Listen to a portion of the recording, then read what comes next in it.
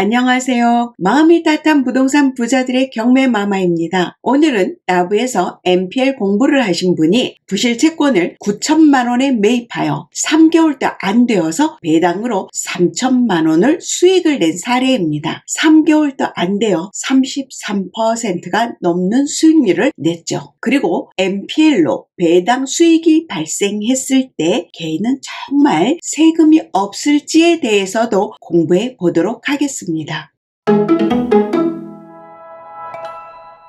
본 빌라는 200m 안에는 초등학교, 중학교가 있었고 그 다음 전철역도 가까이 있었습니다. 500m 안쪽에는 더블 역세권으로 볼 수 있었고 또 대형 병원도 있었고 위치는 좋았습니다. 본 물건은 인천광역시 부평구 부평동에 있는 다세대 빌라입니다. 전용 면적은 18.87평으로 아주 넓게 나온 빌라입니다. 그리고 감정가는 1억 7,500이고 최저가는 8,575만 원이었습니다. 301호 물건으로 구조를 한번 보겠습니다. 거실과 주방이 니은자 형태가 되어져 있습니다. 이런 물건은 만약에 이게 좀 작은 물건이라 한다면 그건 좀 답답했을 겁니다. 하지만 이 면적이 전용이 18평 거의 19평이 되는 이 물건은 니은자 형태로 돼도 좁은 게 아니고 넓게 잘 빠진 형태입니다. 나부에서 NPL 공부를 하신 분들은 물건을 찾고 임장을 하고 분석을 해서 저한테 의견과 함께 그동안 조사한 내용과 함께 질문도 하고 또 저 의견도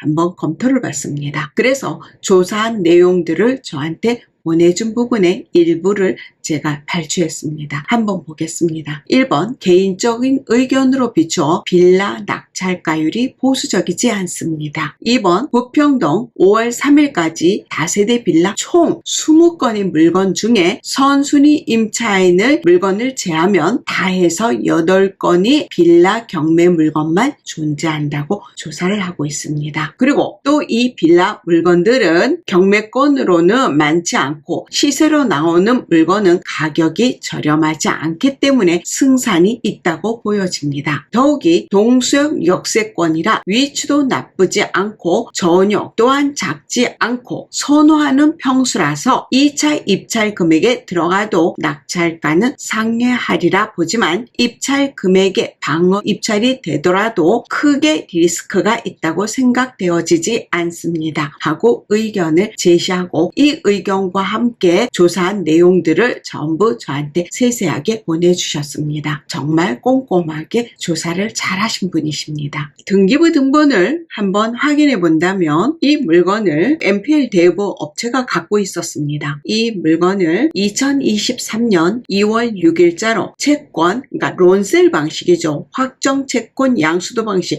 론세일 방식으로 이 물건을 사오게 됩니다. 부실 채권을 매입을 했습니다. 임차인 현황에 대해서 한번 보도록 하겠습니다. 여기에 김땡땡이라는 분이 2020년 12월 29일 날 전입을 했습니다. 그리고 주택도시보증공사에서 전입은 2020년 12월 29일입니다. 그런데 확정일자는 2018년 3월 16일입니다. 요거 조금 이상하지 않습니까? 이거에 대한 거를 꼼꼼히 조사를 해야 합니다. 만약에 여기에 선순위로 외국인이 있다면 여기에는 세대별 열람에 나오지 않을 것입니다. 한국인이 들어올 때만 이게 표시가 되게 되어 있습니다. 그렇게 된다면 요거에 대한 부분은 이 부부가 남편이 외국인이고 부인이 한국인이든 아니면 부인이 외국인이고 남편이 한국인이든 그거에 대한 부분들을 꼼꼼하게 조사를 하셔야 될 것 같습니다. 본 물건은 론세일 방식으로 가져왔기 때문에 여기에 국세, 지방세에 대한 부분, 교부 청구서에 대한 부분들을 다 확인하였습니다. 이거를 왜 확인하는지, 이게 왜 중요한지는 NPL에서는 굉장히 중요합니다. 경매에서는 중요하지 않습니다. 경매와 NPL이 차이점이 여기에 또 있었습니다. 이분은 실지 받을 금액은 70% 훨씬 더 되지만 이분이 방어 입찰, 당신은 이거를 입찰을 받아서 소유를 하는 것보다는 배당을 받기를 원했습니다. 그래서 70%가 안 되는 조금 못 미치는 금액으로 입찰을 들어갔는데 다행히 70% 이상 쓰신 분이 계셔서 낙찰은 안 되고 배당으로만 끝내게 됩니다. 개인은 채권을 매입해서 배당으로 수익이 발생한다 하더라도 개인에게는 세금에 대한 과세가 대상이 아니다 하고 알고 있고 그렇게 저한테 배웠지만 다른 유튜브에서는 개인도 세금이 있다